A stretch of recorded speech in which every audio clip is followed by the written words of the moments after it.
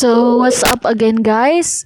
Good morning. Oh, good afternoon. Afternoon today. So, I just want to share to you our situation. Kamusta yung relationship natin kay Lord? Kamusta kapatid? Long time no see. So, our topic for today is about faith. Kasi nga, we are struggling now. Marami tayong pinagdadaanan. Naramdaman mo na ba or naranasan mo na sa buhay mo na dumating yung point na puno naman ako but I feel empty. May kulang. There is missing piece in my life, in my heart. Bakit? Uhaw na uhaw ako. What I mean is that you're not just thirst and physical. Nagmamanifest but in spirituality. When we are thirsty for holiness or to God, where are we going? Are we compromising to the world? Are we going to bar, to our friends, to family, loved ones, or silently crying? Dinaramdam natin yung kapighatiang nadarama natin. Sometimes we are feel burdened. Lord, wala naman akong problema pero bakit pinoproblema ko to? 'Di ba? Pag nararanasan pala natin yan, kailangan pala nating ipanalangin kasi yan yung burden na naibigay sa'yo. Na-receive mo yan kasi you are called to be a warrior, to be a prayer church. Na topic natin yon, we are a servant of God, kailangan nating maging intercessor. Yung tawag sa mga nagpipray, yun ay intercessor. So, sabi ko nga, our faith must not be the basis of our emotion. So, what is the basis of faith? Magbigay ka nga, mag-isip ka today. What is the basis of faith? Si jowa ba? 'Di ba? Si family ba? Yung basihan ng ating pananampalataya. So, may iba-iba tayong rason o basehan ng pananampalataya. Pero meron talagang specific. So, the basis of having faith in God is in three important realities. One is, He cannot change. Sabi sa Malakay and James 3:6 and 1:17, He cannot change. God is unchangeable. May kanta yan, wow. God is unchangeable. So si Lord pala is stand talaga siya. Hindi siya pabago-bago. Kapag sinabi niya, ginawa niya. So, second one is, He cannot fail. God is perfect. Ikaw, ginawa ka ba ni Lord na may depekto? May imperfect ba sa'yo? Di ba ikaw talaga yan? So, you are really a perfect one. He cannot fail. You are fearfully and wonderfully made. In Job 42:2 and 1 Chronicles 28:20. 3 is, He cannot lie. Kung si Lord hindi nagfe-fail, si Lord din hindi nagsisinungaling, nagbubuwa, 'di ba, in Bicol. Si Lord is faithful, honest. Pag sinabing honest, it means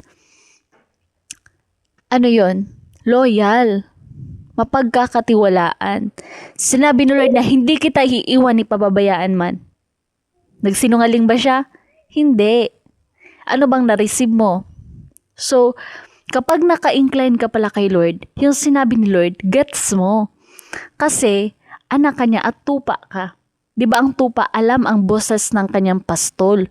So, may kwento ako. Merong isang pastol na nagkakawan, pangalan na nating David. Siya ay nagkakawan ng mga tupa. So, may isang tupa na nawala. Naiwan, nakapunta siya, adventurous tinatahanap siya ng pastol, hindi siya makaalis sa situation na yun, kung saan nakulong siya sa damuhan, sa mga kahoy.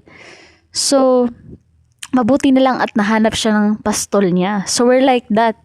We are in a situation that sometimes naliligaw na tayo, being fulfilled in other situation or things.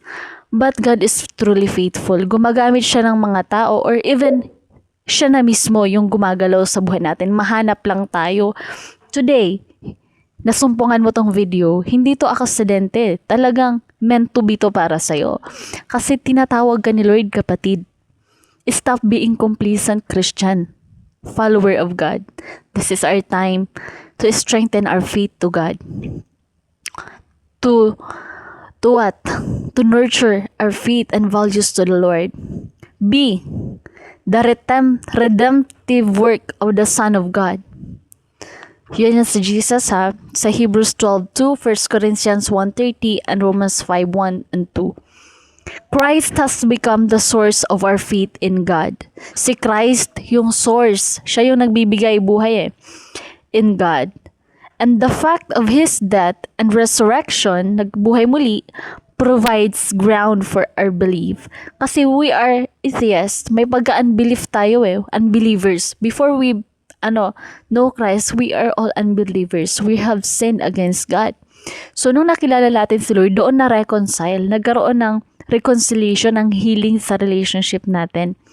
So, ang ganda, di ba? Ang ganda ng basehan ng faith. See, the Word of God. Yun ha, the Word of God. Salita ng Diyos yung basihan. In Matthew 24:35 and Isaiah 48 and Jeremiah 1:12, His Word stands true forever. Faith comes when God brings a specific word out of all He has ever said directly to us in our circumstances. Spoken in this way, the Word of God comes alive to us, releasing our faith. Okay, so wow. God is truly our counselor, our pastor. Siya yung totoong pastor ng ating buhay. He is the best pastor. Maraming pastor, pero siya yung the best. Yeah. Faith comes when God brings a specific word out of all He has ever said directly to us in our circumstances. So, minsan natatabunan na ng circumstansya yung pananampalataya natin. Kaya let's assess ourselves. May purpose in every circumstance. Gamitin natin yung situation na yan na wag nang malayo pa o mawalay sa Lord, kay Lord, kundi kay God tayo muling manumbalik. Yung dating saya, yung dating in love ka kay God, pagising mo pa lang sa umaga, nag-worship, pray ka na, devotion, wow, muling ibalik natin yung kay Lord. Kaya God bless kapatid, kaamping.